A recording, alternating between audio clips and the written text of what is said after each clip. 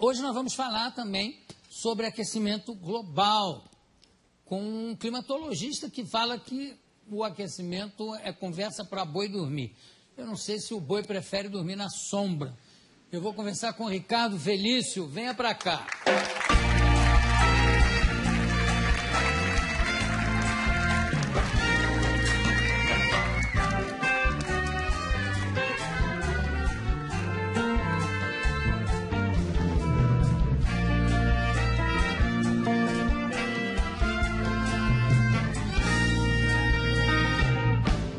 Bom, você é professor do Departamento de Geografia da USP. E o que é que você estuda especificamente? Climatologia, é isso? Climatologia antártica, do continente antártico, já há 20 anos. É só do continente antártico? É a minha especialidade, mas o resto também. Sim, não tem como separar. Claro. E você esteve na Antártida algumas vezes? 2 vezes já. O que você acha das teorias de que o aquecimento global está derretendo o gelo do continente? Começa que já nem é uma teoria, é só uma hipótese. Então ela não carece de prova científica. Então é isso que é o pior. Não carece de não tem prova científica do aquecimento global. São 26 anos, na verdade são 3 mil anos que essa história já existe. Nossos pesquisadores da equipe da Climagel já foram buscando essa informação. Já se discutiu isso nas ágoras das póleis gregas. Se cortasse árvore ia mudar o clima do planeta. Na Grécia Antiga já se discutiu? No Senado Romano se faria ou não os aquedutos porque ia mudar o clima. E por aí foi. Até hoje nós estamos com essa historinha. Mesma coisa. O clima vai mudar, o homem mexe no planeta, não sei o quê, e não mexe nada. Mas é engraçado, tem relatos de uma civilização, não sei se é a Inca ou se é Azteca, aonde eles iam cortando florestas para usar essa madeira, inclusive para queimar essa madeira, com aquecimento, etc. E à medida, quando chegaram nas últimas árvores, que acabou a floresta, que a civilização também começou a cair, a entrar em decadência. Não tem nada a ver uma coisa com a outra. Você destruiu aqui, não tem uma consequência? Não pode ficar... Tem que tomar muito cuidado com isso, porque isso são ações locais e não são ações planetárias. Mas no local funciona. Mesmo assim, a alteração é muito pequenininha. A cidade de São Paulo faz o seu microclima, por exemplo. Assim não. E aí o clima global é outra coisa. Mas o discurso desse pessoal é que a cidade altera o clima do planeta. Portanto, a cidade tem que se adaptar à mudança do clima, que ela mesma fez. Mas espera aí, raciocínio circular, né? Agora, como é que... Quer dizer que a água não está... O gelo não está derretendo lá? Não, o gelo derrete e congela de novo. Tem os seus ciclos, Isso já é muito conhecido desde o final da Segunda Guerra Mundial. Primeiro que o próprio cenário de guerra era o cenário polar, A gente está acostumado a sempre ver o mundo no planisfério, acha que os Estados Unidos estão de um lado de cá, a Rússia está do outro lado, eles vão se matar por mísseis por cima do Atlântico, Não, eles vão se matar em cima do polo, Claro. Na verdade, eles estão pertinhos um do outro, Então, o conhecimento do gelo, já na época militar, já é muito difundido. Então, o próprio Ano Geofísico Internacional, 1957 até 58, estendido até 59, a primeira missão dos americanos foi atravessar o polo e, inclusive, colocar um submarino nuclear no polo. Embaixo da exatamente. Foi o submarino Nautilus, que conseguiu, em 57, atravessar o polo todo.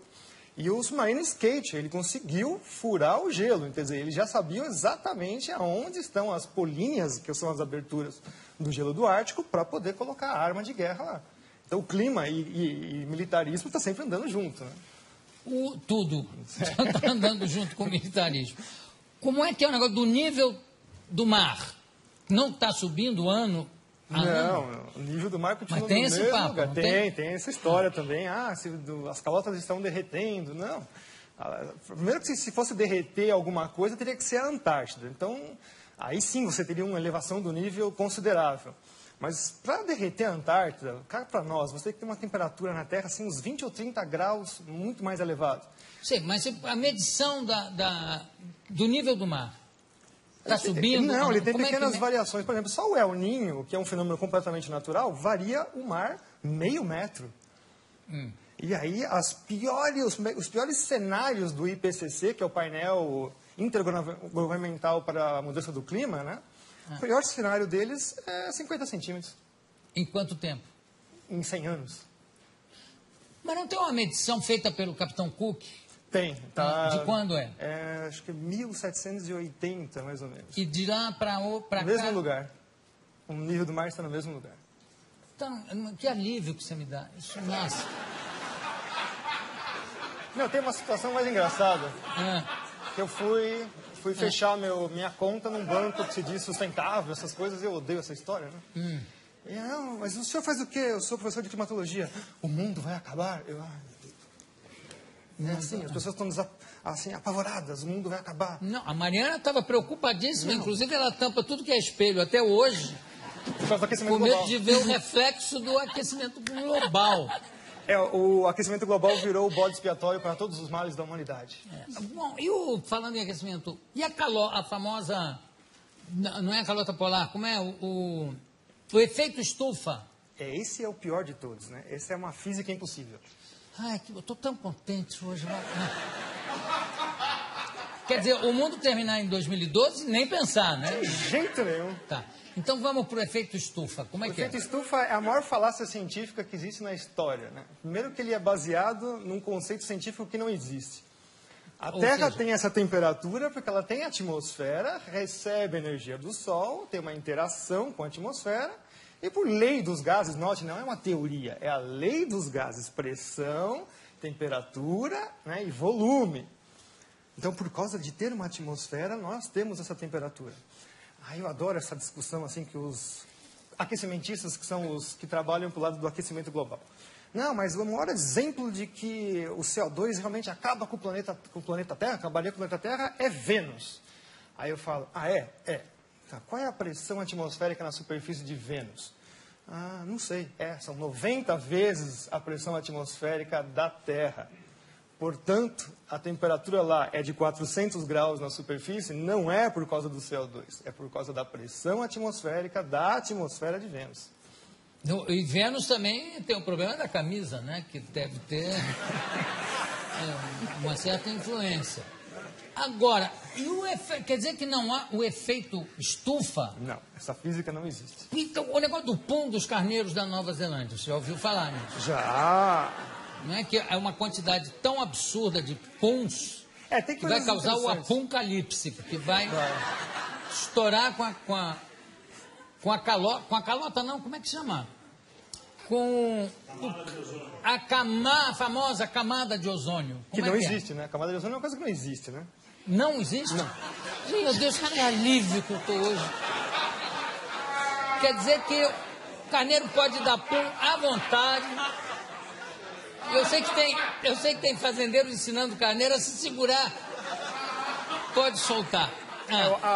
A história do ozônio é conhecida como, né, nos cientistas sérios, não esses aí que estão aí vendidos chapa branca, que a gente chama, né? Trabalham para governos, empresas, etc. E tal.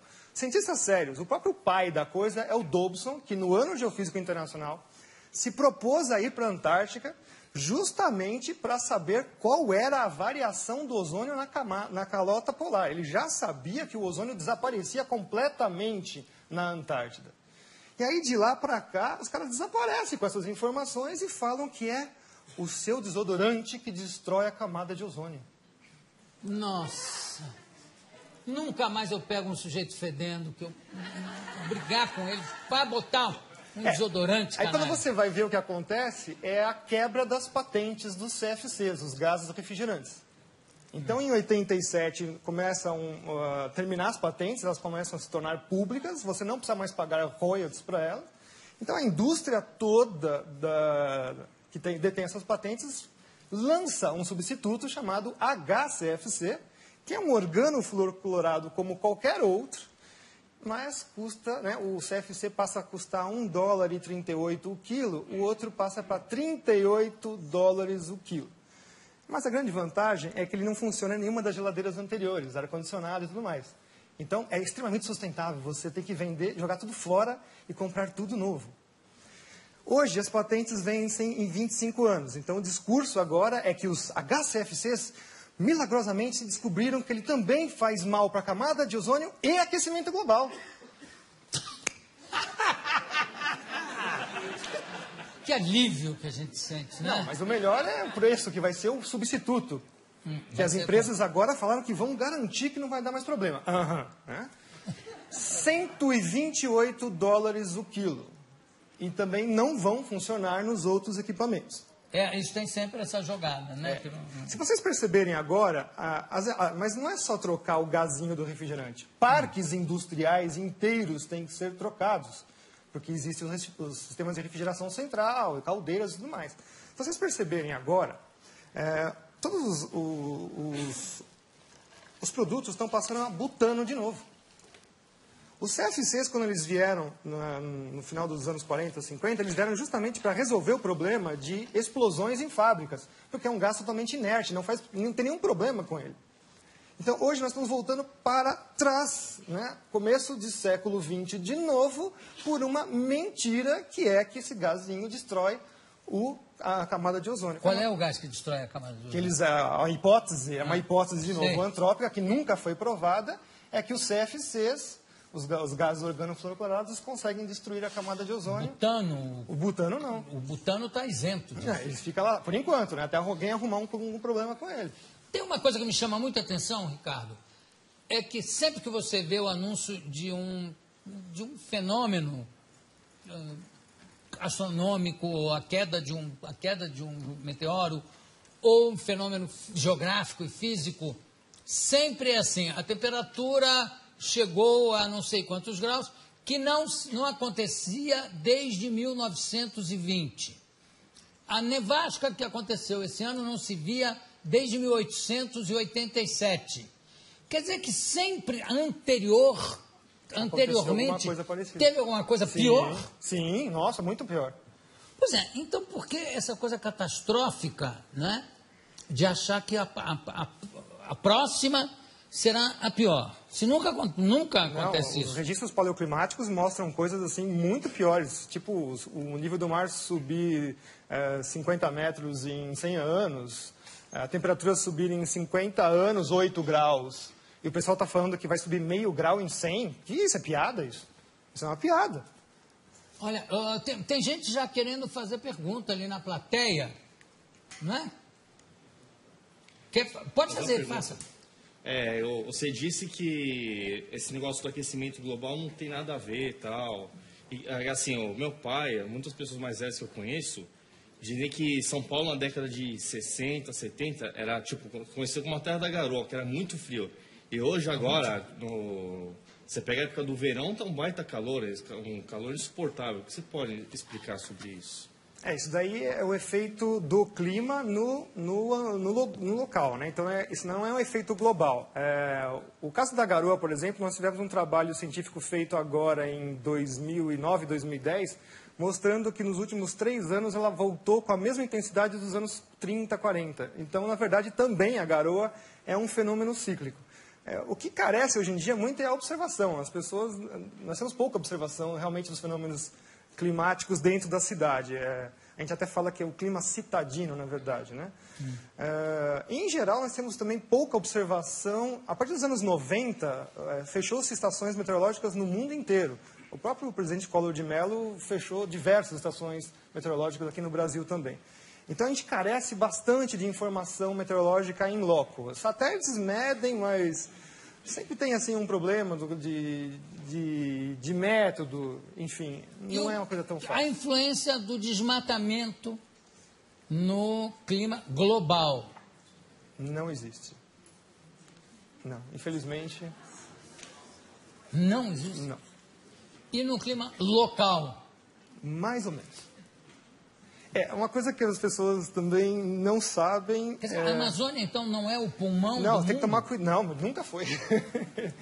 Nunca foi. Nunca foi. Essa teoria já foi derrubada nos anos 80. Já. Não são é nem os oceanos. A pleura, nada? Não, são os oceanos. Eu vou continuar aqui com o Ricardo Augusto, vou mais um bloco com ele, porque meu querido amigo, irmão, Juca de Oliveira, tem uma teoria que eu quero colocar aqui para o professor Ricardo para a gente debater. E também eu já vi que tem mais uma pessoa querendo fazer uma pergunta. Então, nós vamos abrir o próximo bloco com a pergunta dessa pessoa. Podemos continuar? O que vocês acham? Sim! Eu também acho. Vamos lá, por favor, Willem. Tenho aqui ao meu lado o professor Ricardo Augusto Felício, climatologista, estamos falando sobre clima. A gente fechou o último bloco falando, para minha desolação, que a Amazônia não é o pulmão do mundo. E não tem influência, o desmatamento não tem influência no clima? Tem que tomar cuidado com isso, porque quando eu falo isso, significa que eu estou autorizando a destruir a floresta. Não, de forma... Mas a gente tem que tomar cuidado, porque o aporte do ambientalismo é esse contra as pessoas que falam, negam a hipótese do aquecimento global. Então, você mistura tudo dentro de um saco de gatos. Você fala, tá vendo? Esse cara está autorizando a gente destruir a floresta. Não, a Amazônia está lá, não é para ser destruída. Aliás, eu acho que nem é possível destruir a Amazônia, porque grande parte dela está plantada embaixo, quer dizer, é embaixo d'água, você para chegar na raiz seria, né? São 6.000 quilômetros desse novo aquífero que descobriram embaixo da Amazônia. Ganha do aquífero Guarani. Recentemente descoberto. Eu não faço ideia do que seja 6.000 quilômetros. Deve ser importantíssimo. Vai ter 6.000 quilômetros. Haja aquífero aí. E o negócio da floresta, como é que é a floresta da chuva? Como é que é? Na verdade, assim, a gente tem que entender que quem manda no planeta são os oceanos. Aí, por acaso, existem continentes. São 3/4 da superfície do planeta com água. Então, a maior parte da troca de massa e energia com a atmosfera é feita com os oceanos. Então, de vez em quando, eles ficam com pena, coitadinho dos continentes, né? Aquela coisinha de nada, joga um pouquinho de água para eles. E se jogar um pouquinho de água para eles, já faz todos os desastres que a gente imagina. Bom, a principal entrada de água para os continentes vem na parte tropical, que são os ventos alísios. Todo mundo já ouviu falar, estudou na escola um monte de vezes isso daí. O próprio Kippen, que é uma das primeiras pessoas que estudou climatologia lá no século XVIII, XIX, né, começando esses estudos, ele falou assim, mas como é que eu vou estudar o clima, que a atmosfera é uma coisa que é invisível, altamente dinâmica e não dá para fazer nada? Bom, ele conseguiu verificar que a vegetação respondia ao clima. Então ele viu assim, olha, gozado, né? Nessa parte toda do planeta, salvo algumas exceções regionais, você tem florestas extremamente virtuosas, imensas, e é justamente onde chove bastante, onde você tem as principais células de trovoadas, né? Os relâmpagos fixam nitrogênio na chuva e, portanto, jogam isso na superfície. Então tem toda uma simbiose aí entre os fenômenos da atmosfera. Então, as florestas, o nome técnico da floresta em inglês, por exemplo, eles chamam rainforest, né? Então, florestas de chuva. A floresta está lá porque chove, não chove porque tem floresta, vocês entenderam? Então, quer dizer que se você cortasse, vamos supor que vamos fazer assim um cenário hipotético, já que eles adoram fazer cenários, vamos fazer também. Vamos supor que você tira toda a Amazônia de lá, tira tudo lá, 20 anos depois está tudo de novo nascendo. Tudo de novo nascendo, Mas leva 20 anos. 20 anos. Que não é nada na história do planeta. Não, nem um pouco. Quem é que queria fazer uma pergunta ali? Pois não. Tá me escutando aí? Legal. Eu sou aluno da USP também, gostaria de saber, o evento Rio+20, que vai vir aqui no Rio de Janeiro, que vai discutir sobre a sustentabilidade, se a ação antrópica não tem tanto a ver assim, ou quase nada a ver com o aquecimento global, buraco na camada de ozônio e o efeito estufa, afinal, o que eles vão discutir na Rio+20? Eles vão discutir como manter as suas colônias na coleira. Hã? Olha, vamos lá. 1492. Chegam aqui e nos convenceram que nós precisávamos de espelhinhos para sobreviver. 1992. 500 anos exatamente, eles vêm com a história da Rio. Né? Todo esse negócio, o mundo está acabando, etc. e tal.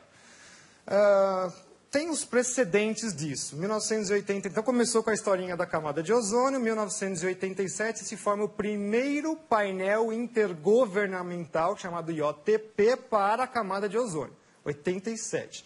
88, o IPCC, que é o painel das mudanças climáticas. 89, cai o Muro de Berlim.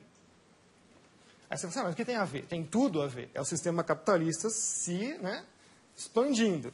E, ao mesmo tempo, quando você tem isso, nossa, metade do efetivo dos cientistas do mundo trabalhavam para a Guerra Fria. Acabou a mamata.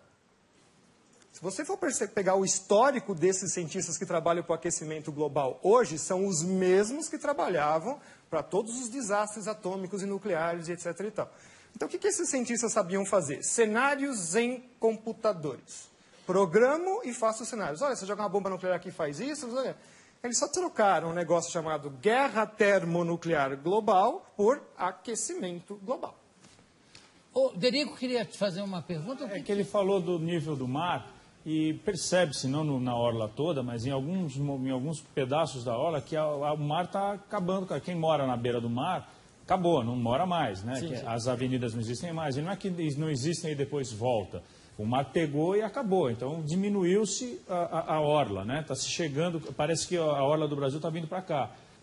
Qual é o porquê disso? Isso é um fenômeno que já é estudado pela geomorfologia já há muito tempo, chamado, então, agradação e degradação. Então, a gente fala assim, a gente usa a palavra degradação achando, estamos destruindo o planeta. Não, o próprio planeta se mexe, ele vai mudando as suas formas.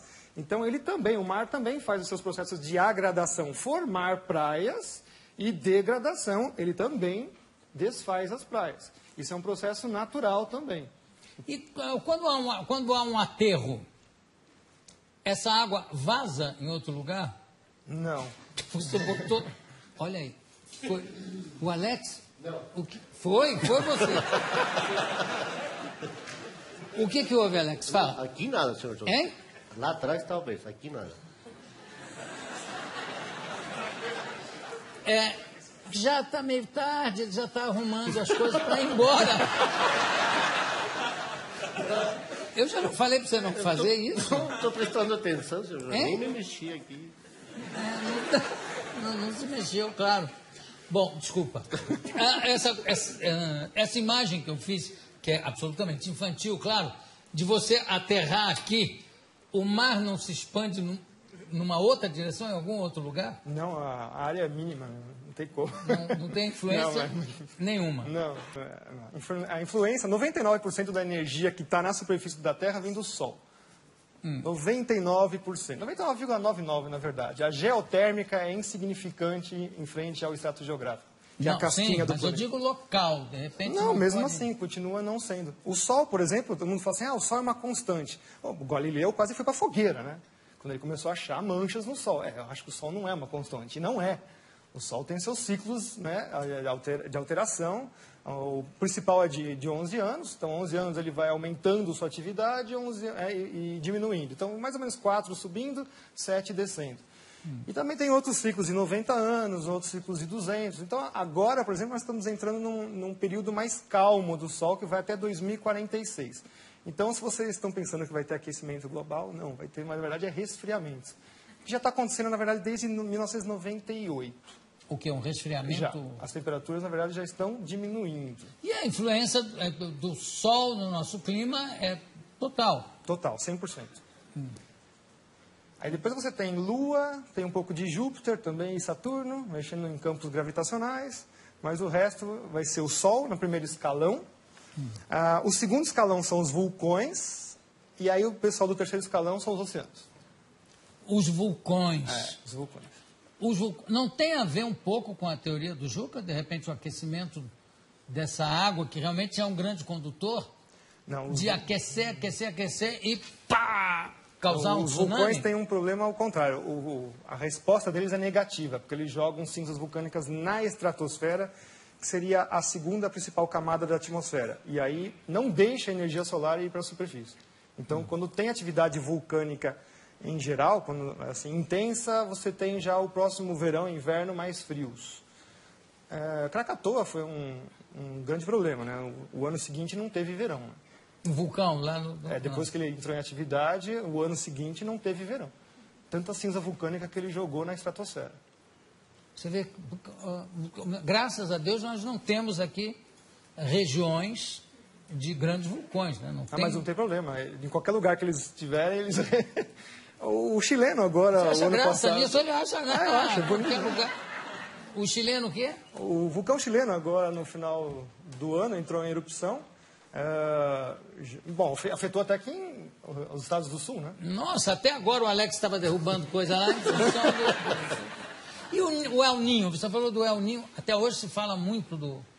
O El Niño é um fenômeno bem interessante, totalmente desconhecido, muito complicado, é um fenômeno de alta frequência. Ele às vezes fica 4, 5 meses, desaparece mais uns 15.